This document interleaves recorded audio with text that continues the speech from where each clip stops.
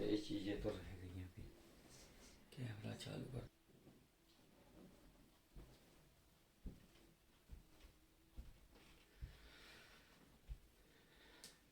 Hello friends, तो कैसे हैं? आई होप आप बहुत ही अच्छे होंगे। तो चलिए आज हम इस वीडियो की शुरुआत करने वाले हैं। आज हम इस वीडियो में बहुत ही इंटरेस्टिंग क्वेश्चन लाए हैं।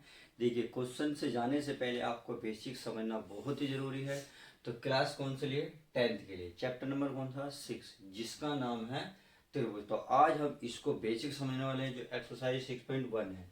इसको 6.1 एक्सरसाइज जाने से पहले हमको बहुत जरूरी है कि उसका बेसिक जान ले, अर्थात उसमें क्या क्या दिया हुआ है। तो देखिए उसमें दिया क्या है। उसमें स्टार्टिंग में ही समरूप आकृति दी है। अब समरूप आकृति में जाने से पहले आपको सर्वासम आकृति जानना बहुत ही जरूरी है, क्योंकि इन दोनों में क्या अंतर है, क्या समरूपता है, वो पहचान लेंगे तो आपको जो प्रश्नावली 6.1 है करने में बहुत ही आसानी होगी। तो चलिए इस वीडियो में समझ लेते हैं सर्वांग समाकृति तथा समरूप आकृति किसे कहते हैं। देखिए, सर्वांग समाकृति का मतलब होता है वह आकृति जिसमें समान आकार अर्थात समान शेप पाया जाता हो, तथा सेकंड कंडीशन है आपकी समान आमाप अर्थात सेम साइज पाया जाता हो। समान आकृति किसे कहते हैं? जिसमें समान आपका साइज हो तथा समान क्या हो दोस्तों? शेप हो। तो दोनों चीज जिस आकृति में पाया जाएगा उसे ही आप सर्वांग समाकृति कह सकते हैं। अब हमने एग्जाम्पल के तौर पे क्या लिया है? एक लिया है, पहला एग्जाम्पल लिया है वृत्त। वृत्त देखा होगा। देखिए आपको यहाँ समान तो शेप नजर आ रही है, एक कंडीशन और नजर आ रही है कि समान आपाव था साइज। अर्थात पहले अगर वृत्त की बात करें, पहले वृत्त की यदि त्रिज्या को 3 सेंटीमीटर मान लिया जाए तो दूसरा जो वृत्त है आपको 3 सेंटीमीटर का ही नजर आएगा।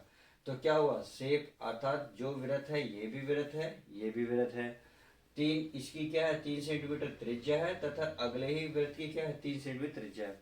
कहने का मतलब ये हुआ समान आकार समान माप का मतलब ये हुआ कि यदि कोई वस्तु दूसरी वस्तु के ऊपर ढक दी जाए या उसे कवर कर दी जाए, तो जब एक आकृति को एक तरफ से देखते हैं तो पिछली आकृति जो पीछे आकृति होती है वो नजर नहीं आती। क्यों? क्योंकि उसका समान साइज और समान क्या है? माप बिल्कुल इक्वल है। साइज और क्या है आपकी?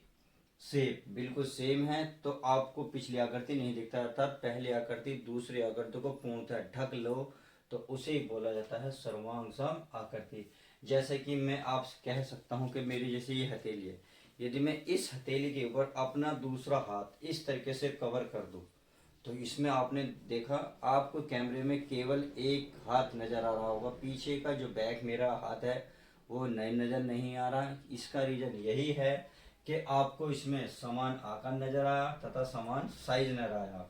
तो समझ गए समान आकार और माप क्या होता है। देखिए आकार वो होता है जो यदि आपके सामने वृत्त है तो सब कुछ वृत्त ही हो, यदि आपके सामने वर्ग है तो वर्ग ही हो, यदि आयत है तो आयत ही हो, या त्रिभुज है तो त्रिभुज हो।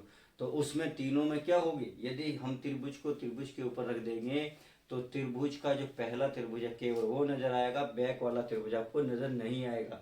तो वही मैं कह रहा हूं कि वृत्त भी वही होता है, ऐसे ही वर्ग होता है। यदि अब इस वर्ग की बात करें तो इस वर्ग में देखिए, यदि इसकी लंबाई को मैं आपको 5 सेंटीमीटर मान लूं, एक भुजा 5 सेंटीमीटर मान लूं, तो इस त्रिभुज की भी दूसरे की त्रिभुज की जो भुजा होगी, क्या ये वर्ग की जो भुजा होगी वो भी 5 सेंटीमीटर होगी। तो 5 सेंटीमीटर ये भी होगी, ये भी, ये भी, ये भी, अर्थात चारों भुजा कितनी होंगी? 5-5 सेंटीमीटर की होंगी। तो सेम जो वर्ग है उसकी भी अन्य भुजा कितनी होंगी? 5-5 सेंटीमीटर की होंगी। एक कंडीशन ये होगी तथा सेकंड कंडीशन ये है कि आप सभी जानते हैं कि इस वर्ग के अंदर प्रत्येक जो भुजा के अंदर जो कोण बनता है कितने का बनता है दोस्तों? 90 का।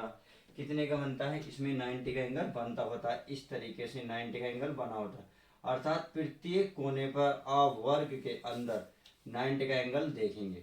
क्या देखेंगे? 90 का एंगल देखेंगे। तो आप समझ में आया सर्वांग सम आकृति क्या होती है तथा इसमें कौन कौन से पॉइंट होते हैं। तो पहला पॉइंट समान आकार होना चाहिए, शेप समान होना चाहिए। अर्थात इस अगर वृत्त को इस वृत्त के ऊपर रख दें तो यह पहला वृत्त सेकंड वृत्त को आसानी से बहुत पूर्ण तरीके से ढक भी लेगा। तो हमारे सामने केवल एक वृत्त नजर आएगा। तो इस वृत्त को ही, दो जो वृत्त हैं इनको ही सर्वांग सम आकृति बोलेंगे। ऐसे ही वर्ग है, ऐसे आपका आयत हो सकता है, ऐसे आपका त्रिभुज हो सकता है। तो आई होप आप सर्वांग सम आकृति समझ गए कि सर्वांग सम आकृति में दो चीज का होना बहुत जरूरी है। नंबर एक, सेम शेप तथा सेम साइज।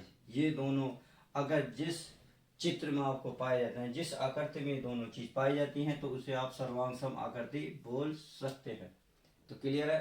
तो चलिए अब आगे देख लेते हैं सर्वांग समरूप आकृति किसे कहते हैं। देखिए इस प्रश्नावली में 6.1 में स्टार्टिंग में ही समरूप आकृतियां दी हुई हैं। हम इसको अब समझ लेते हैं। हम कैसे समझेंगे, क्योंकि इससे पहले हमने सर्वांग सम आकृति जो समझ ली है, अब इसके आधार पर समरूप आकृति बहुत आसान है, बहुत ही इजी है। अब देखिए पहला ही पॉइंट है इसमें कि समान आकार अर्थात सेम शेप, पहली कंडीशन होनी चाहिए। अब सेकंड पॉइंट क्या है, समान आमाप अर्थात यह जरूरी नहीं है। जी इसमें यही एक पॉइंट है जो आपको दोस्तों याद रखना है, ये मोस्ट इंपोर्टेंट है। समरूप आकृति और सर्वांग सम आकृति में जो अंतर पाया जाएगा, सर्वांग सम आकृति में दोनों पॉइंट क्या होंगे, सेम होने चाहिए, तथा समरूप आकृति में समान आकार तो हो परंतु जरूरी नहीं है कि उसमें समान माँ बाप भी हो, आमाप हो। तो क्लियर हुआ। अब जैसे आप देख रहे हैं ये है एक वर्ग, मैंने एक एग्जांपल लिया है वर्ग का। वर्ग में देखा होगा एक वर्ग ये रहा, आपके सामने एक और अन्य वर्ग है। अब इसकी बात करें तो इसमें देख रहे होंगे त्रिज्या यदि मैं 2 सेंटीमीटर मान लूं, तो आपने देखा होगा इसमें आपको त्रिज्या कुछ ज्यादा नजर आ रही है। मान लेते हैं इसकी त्रिज्या 5 सेंटीमीटर है। तो आपने देखा पहले जो वृत्त है वर्ग है, सॉरी ये तो वृत्त है, मैंने गलत लिखा हुआ, यहाँ है वृत्त, वृत्त है। अब जब वृत्त है तो इस वृत्त में त्रिज्या क्योंकि अलग अलग हुई, तो इसमें क्या हुआ, समान जो माँ बाप है जरूरी नहीं है, नहीं है ना, अच्छा, परंतु समान आकार यानी कि शेप तो जरूरी है। जो क्या कहलाती है, ये दोनों ही बन के क्या बननी है, ये बनी है समरूप आकृति। तो आई होप आपको समझ में आ गई। अब इसमें चाहे आप वर्ग भी लिख सकते हैं, क्या वर्ग। यदि मैं वर्ग की बात करूं, वर्ग जरूरी नहीं है इस तरीके, देखे ये तो होगा परंतु एक ऐसा भी हो सकता है।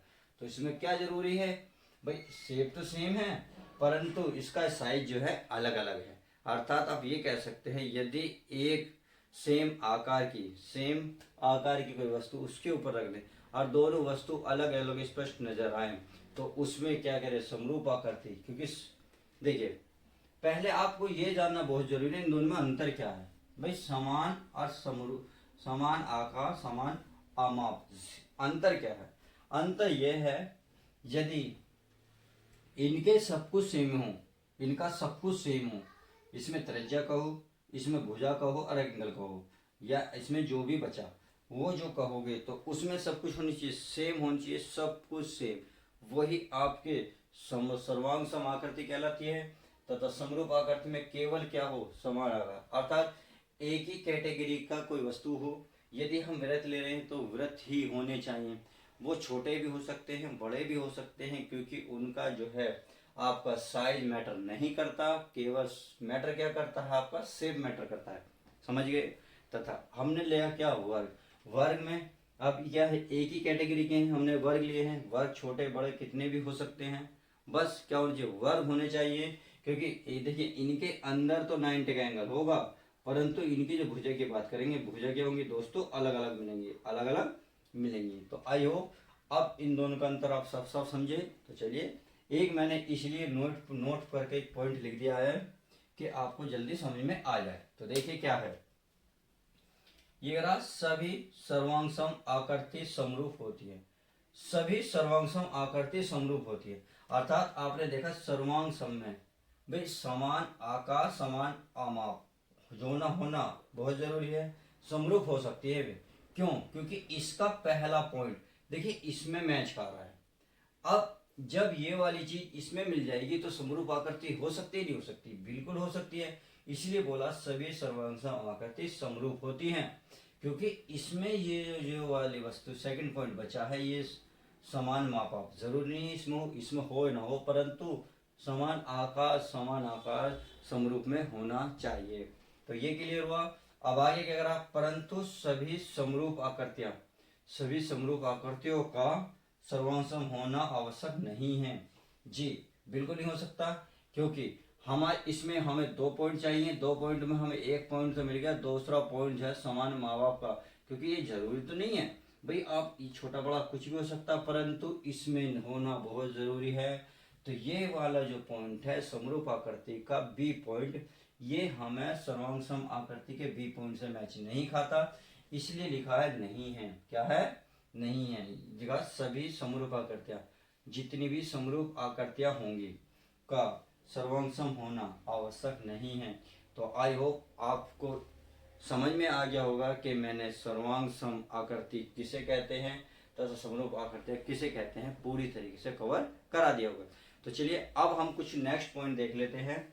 हमने नेक्स्ट पॉइंट पे क्या देखा है, अब देखते हैं नेक्स्ट। ये कह रहा बहुभुज की समरूपता है, अर्थात इसका क्या मतलब हुआ, देखिए बहुभुज यानी कि बहुत सारी भुजाएं की समरूपता है। आप यहाँ 2 डायग्राम देख रहे होंगे, देखिए इसमें कितनी भुजाएं हैं, 1 2 3 4।